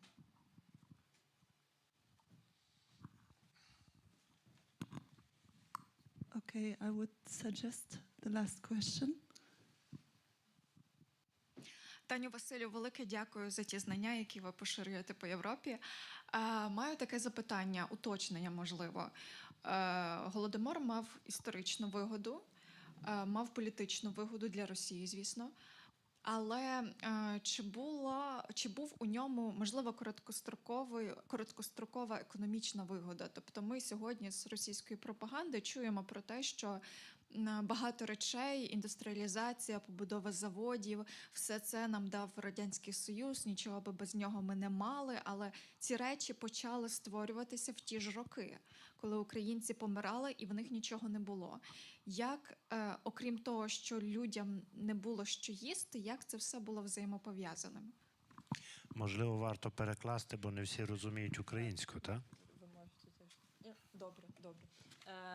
Yeah, so the question was about the clear political and economical benefits and political and historical benefits that Russia got from Holodomor. But were there also any economical benefits? Because through Russian propaganda, we get to know that, we get to learn that the industrialization and the development that Ukraine got in the 30s, it was because of Russia. Комунізм і імперіалізм ніколи не мав людського обличчя. І ці всі вигоди, які ви перерахували, їх можна ще множити, тому що їх саме для Росії було дуже багато. Communism and imperialism have never had a human face, and you can add multiples and multiples of benefits which Russia got from these processes. У ті роки, коли був Голодомор, паралельно будувався Дніпростан, Дніпрогес. In the years of Holodomor, the Dnipro gas, so the water electro station was being built. У ті роки будувалося ще багато чого, але я достеменно вивчав історію будівництва Дніпрогес. There were also other building projects running at the time, but my research focus was exactly on this process. Оця величезна дамба, якщо ви її побачили, яка загатила Дніпро, була побудована без великої техніки. Весь оцей будівельний матеріал, велике каміння, бетон вручну місився людьми.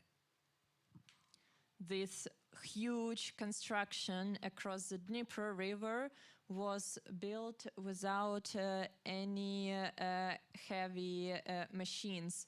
It was all built by people.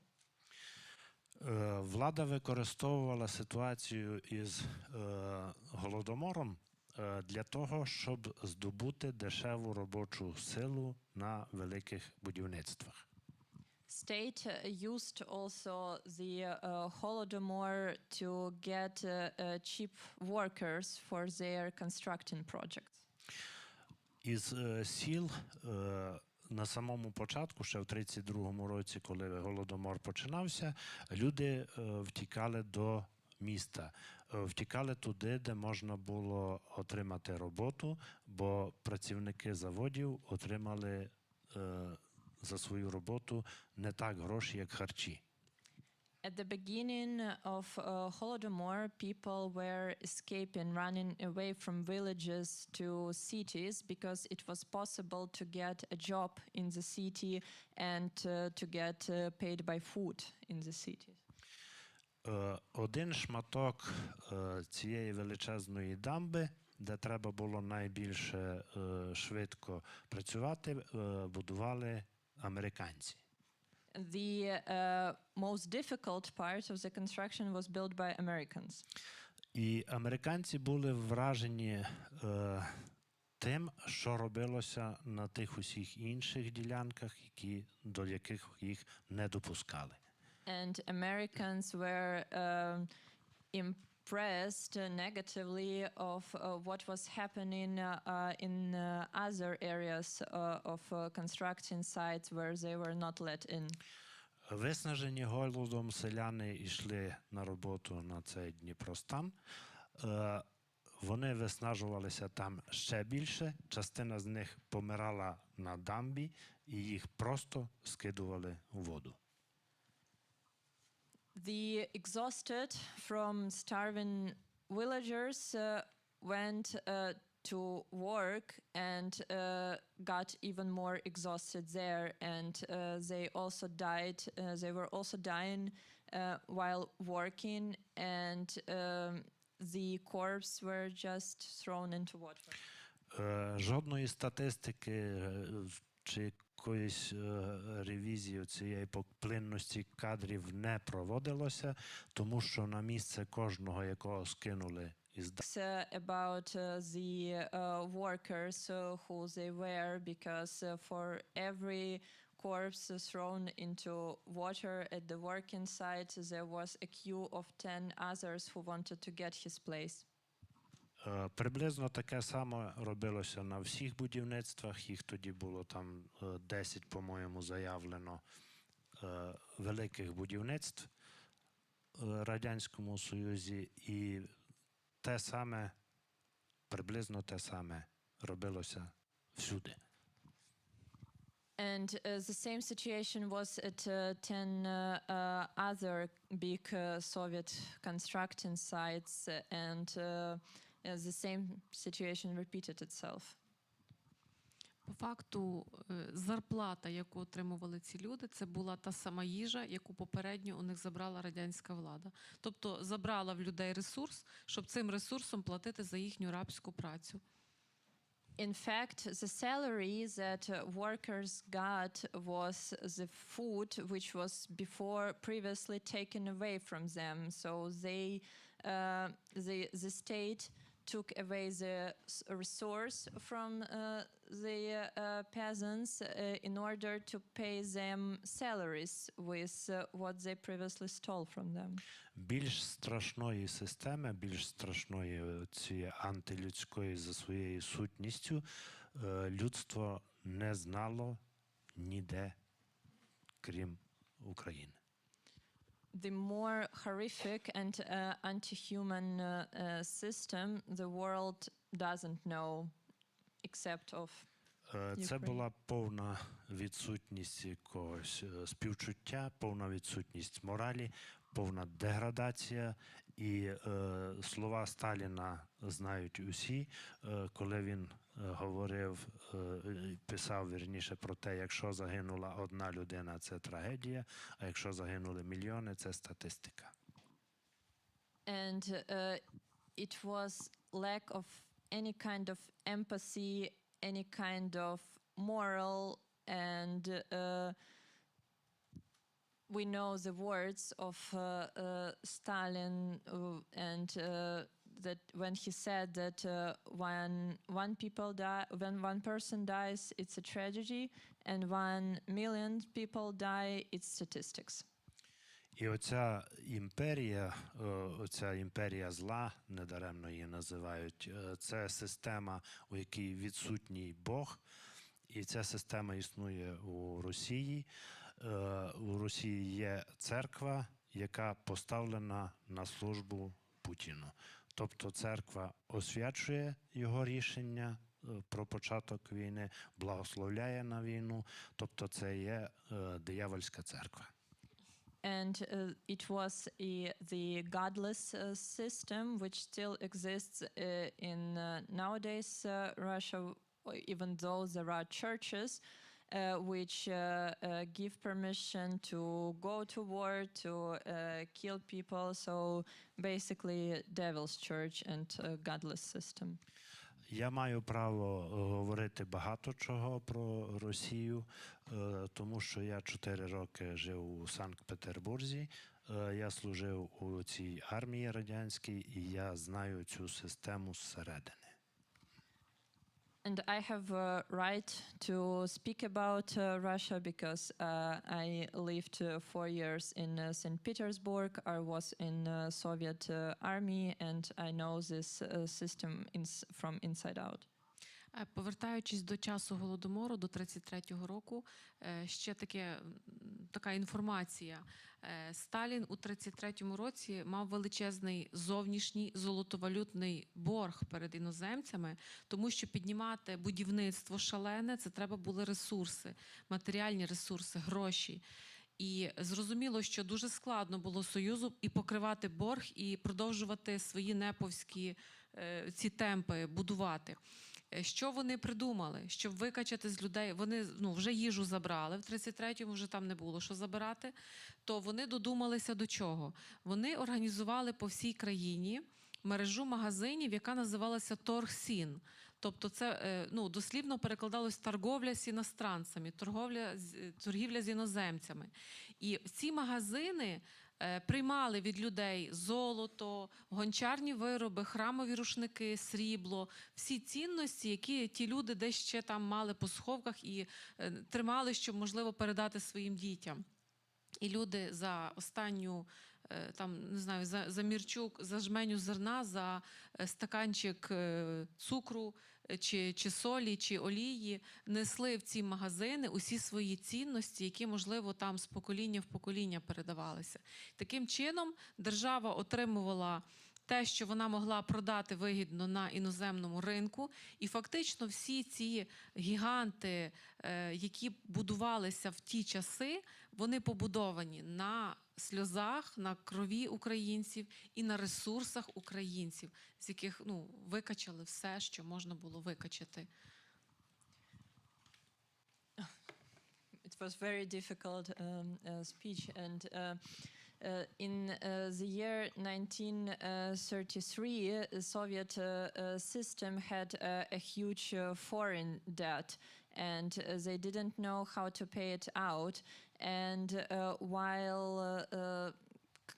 keeping on building this huge constructing sites for their so-called development, and while taking away all resources from people and having nothing more to take away from them, to steal from them, they opened shops which were called dealing with foreigners, where people for a glass of sugar or a glass of salt could sell their family jewelry, their family family valuable things, so basically what they probably prepared for their children and grandchildren to be given through generations, they were forced to sell it in order to somehow to survive. And all these huge construction sites that are represented as achievements of the industrialization, they are basically built on Ukrainian tears and blood.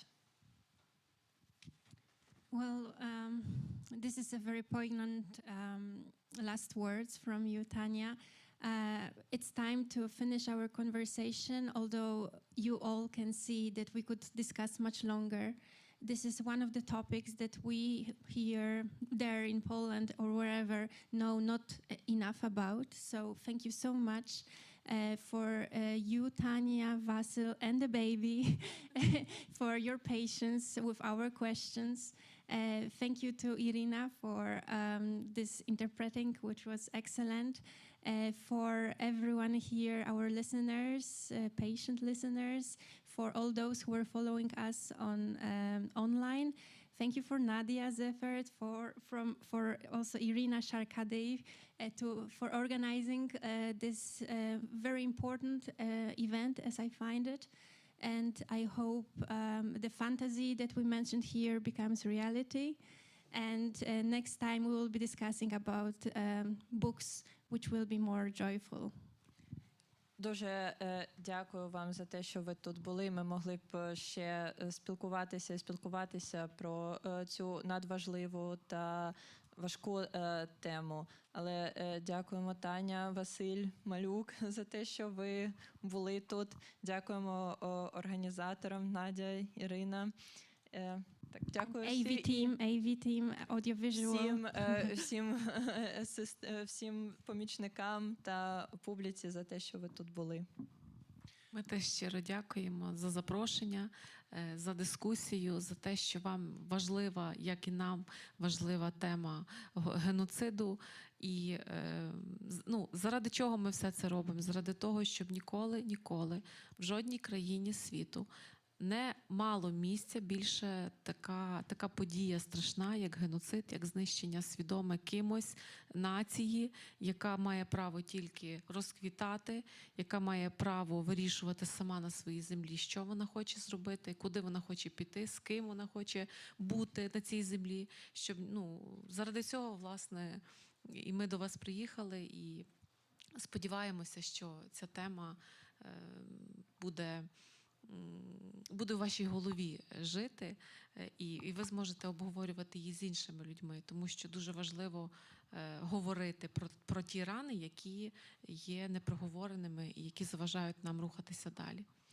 It's important to speak about the wounds that are being silent, and thank you all for coming here and having interest in this difficult topic. And and for speaking about it, that it will stay with you, this thought, and that's exactly the point why we are doing it, to spread the knowledge, to be here, to speak out, and so that it becomes possible for people to be the rulers on their own land and to bloom. Сподіваємося, що наступного разу, коли ми приїдемо до вас, ми будемо говорити про речі більш приємні, про мир, про любов, про поезію. Про фантастичні книжки. Про фантастичні книжки. And following Lydia's idea that we hope that next time when we come here, we will be talking about joyful books, peaceful times, and fantastic books, fantasy books. Danke schön, auf Wiedersehen.